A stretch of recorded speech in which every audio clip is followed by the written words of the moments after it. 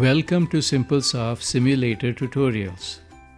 In this short tutorial, we will show you how to quickly simulate 5000 sensors periodically publishing MQTT data to an MQTT broker. SimpleIoTSimulator has a notion of workspaces to allow you to keep your simulation test setups separate from one another. So we will first create a new workspace called test5k. And select the separate directories and copy option so that the map and the device files that are created in the projects directory are all self-contained. Next, we will add a new map to this workspace. It is a placeholder map called temp. Map is simply a container of devices. And then we will add one device to it with all the properties that we want. Let's add a sensor with an IP address of 10.1.1.1. It will be the starting address of a range of IPs for the 5K devices.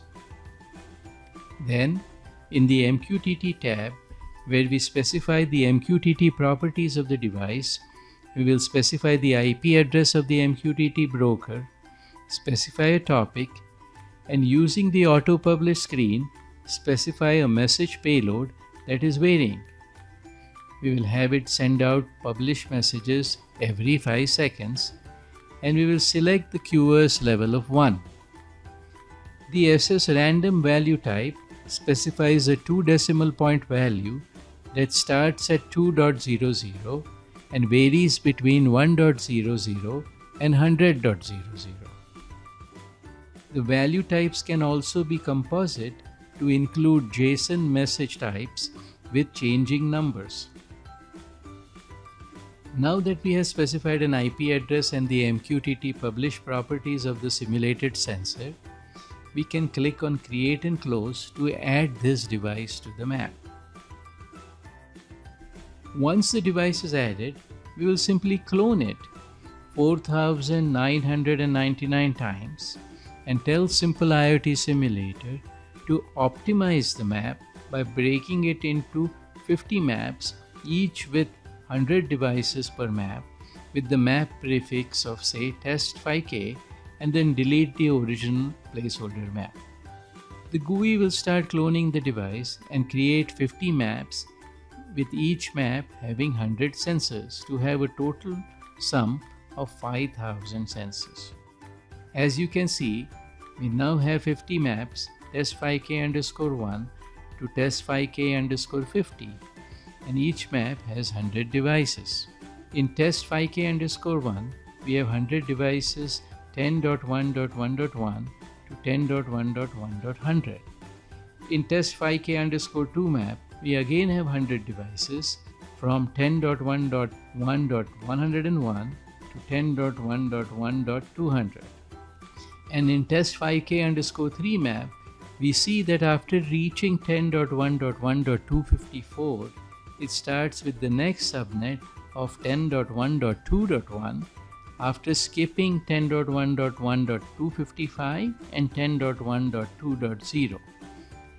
This way, it creates all the 5K devices by auto-incrementing the IPs. Now we can simply go to the toolbar and select Start All to start all the maps.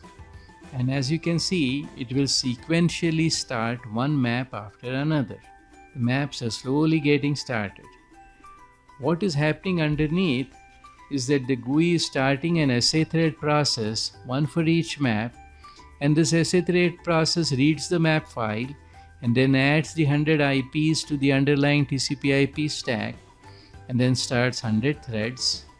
Each thread upon startup will connect to the specified MQTT broker and periodically publish MQTT messages every 5 seconds.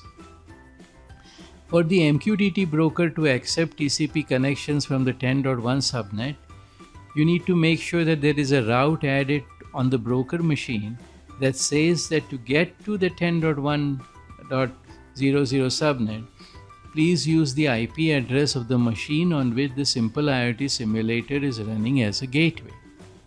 Now that all the maps have started, as you can see, it took about 2 minutes to start 50 maps, and we now have 5,000 devices up and running.